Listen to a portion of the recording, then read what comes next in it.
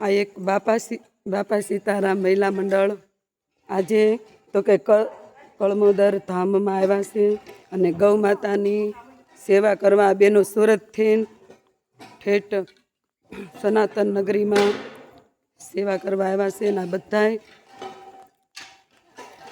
જો આ લોકોએ પણ કેવી સેવા કરે છે જો. અને હકીકત આ જ ગાયોની સેવા દુર્લભ છે અને આ સેવા હાસી છે કે આ સવારમાં બહેનોએ ખાધું નથી, પહેલાં ગાય માતાની સેવા કરે છે. અને આ બધાય વડ છે ગાય માતાનું, આ બધો અત્યારમાં સફાઈ કરે છે. જુઓ કે જેટલી આપણે ઘરે સફાઈ કરતા હોય ને એટલી જ ગૌધામની અંદર ચોખ્ખાઈ સફાઈ રાખે છે. અને આ બધાય બહેનો સવારની અંદર કામે લાગ્યા છે. જુઓ અને હકીકત આને સેવા કહેવાય. જો આ બેનું કેવા વાયદા કાઢે છે અને ટેમ્પામાં નાખી. આ બેનો 4 વાગ્યાના જાગ્યા છે.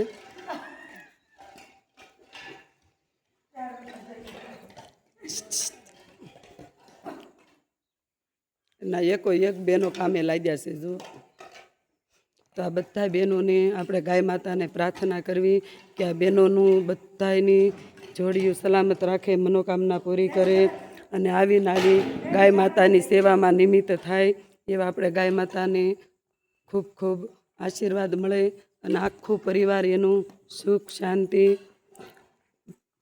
અને ધનના ભંડાર ભર્યા રહે એવા ગાય માતાના આપણે નાભીમાંથી આશીર્વાદ માંગીએ છીએ કે આ બહેનોને એકદમ નિરોગી રાખે અને એકદમ આનંદે રાખે અને એકદમ ગાય માતાની સેવામાં નિમિત્ત થાય એવા ગાય માતાના આશીર્વાદ છે.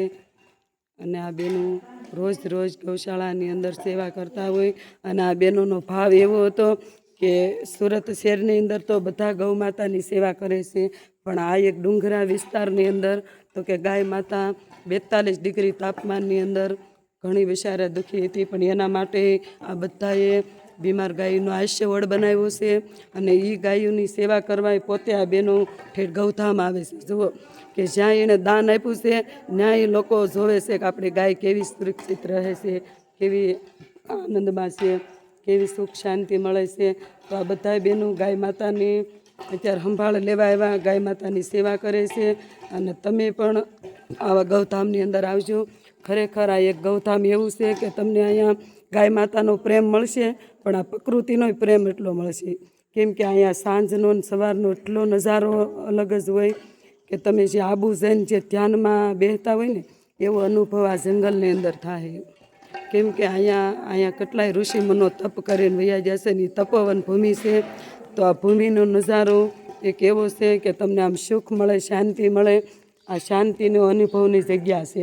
તો તમને ગમે ત્યાં જાઓ ને આટલી બધી શાંતિ નહીં મળે, પણ આ તમે એક તપોવન ભૂમિમાં આવશો તો તમને અહીંયા અલગ જ શાંતિ મળશે. કેમ કે આ પ્રકૃતિની શાંતિ મળશે અને આ ભૂમિ પણ એવી છે કે એની પણ એટલું તમને ઉર્જા મળશે. અને એમાંય ગાય માતાનું ધામ છે તો ગાય માતાને 33 કોટીના આશીર્વાદ મળશે. તો આ બધું તમે ભેગું કરો ને તે આ આનંદ ઊભો થાય ને એ આનંદથી તો કે આપણને આ રોગી હોય ને તો નિરોગી બની જાય અને દુઃખી હોય તો સુખી બની જાય, અશાંતિ હોય ત્યાં શાંતિ બની જાય, એવું આ ધામ છે. તો આ ધામની જરૂર તમે મુલાકાત કરજો. અને આ ધામમાં પણ ન આવ્યા હોય તો પણ ક્યારેક આવજો ને તમારી જાતે જ અનુભવ કરશો. અમે અનુભવ કરવીને તમે આવો એમ નહીં, તમે એકવાર આવો અને આ ગૌશાળાનો અને આ આશ્રમનો અને આ તપોવન ભૂમિનો અને આ પ્રકૃતિનો અનુભવ કરો તો તમને ખરેખર એમ થાય કે ના સ્વર્ગ તો આ જીવતા જ છે. મર્યા પછી કે સ્વર્ગ મળે કે ન મળે એની કોઈ ગેરંટી નથી, પણ આ જીવતા જે સ્વર્ગ મળ્યું છે એનો આનંદ અલગ જ હોય ને એનો આનંદ તમે લઈ લેજો. અને આવા ગૌધામની અંદર આવજો. અમારા બાપા સીતારામ મહિલા મંડળ તો કોઈ પણ ગમે ના ગૌશાળા હોય, ગમે એ ગૌશાળાની મુલાકાત કરતા હોય અને ગૌશાળાની અંદર આવા બધા કામ કરતા હોય, સેવાના કામ જ તે. કોઈ પણ ખાસે ખૂણે ગૌશાળા હોય ને આ બહેનોને ખબર પડી હોય કે અહીં ગૌશાળા છે તો આ બહેનો પોતે ગૌશાળામાં જાય, ગાય માતાને કટિંગ કરી નીણ પણ ખવડાવતા હોય, આવા વાયદા કરીને ગાયની પથારી પણ ચોખ્ખી કરતા હોય. એવા બહેનો એક સેવાનું કામ હાથમાં લીધું છે. અને આ બહેનોને બધાય ભગવાને એકદમ નિરોગી રાખ્યા છે, સહી સલામત રાખ્યા છે. અને જેવી સેવા કરે છે એવી જ ભગવાને એને સુખ શાંતિ અને સંપત્તિ આપી છે. બોલો ગૌ માતાની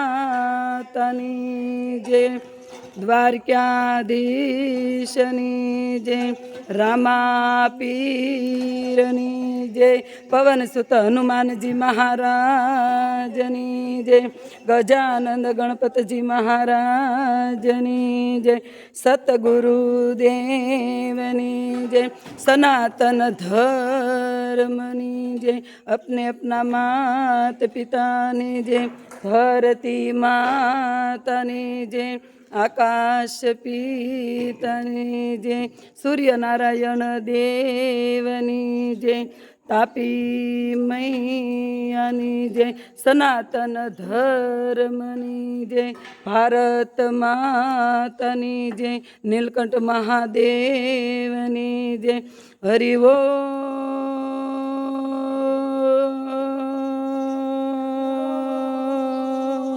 નમઃ પાર્વતી વતી હર હર મહાદેવ. સીતારામ. રામ જય જય સીતારામ. દાદા જય જય સીતારામ. ગૌ માતા જય શ્રી કૃષ્ણ. હાલો.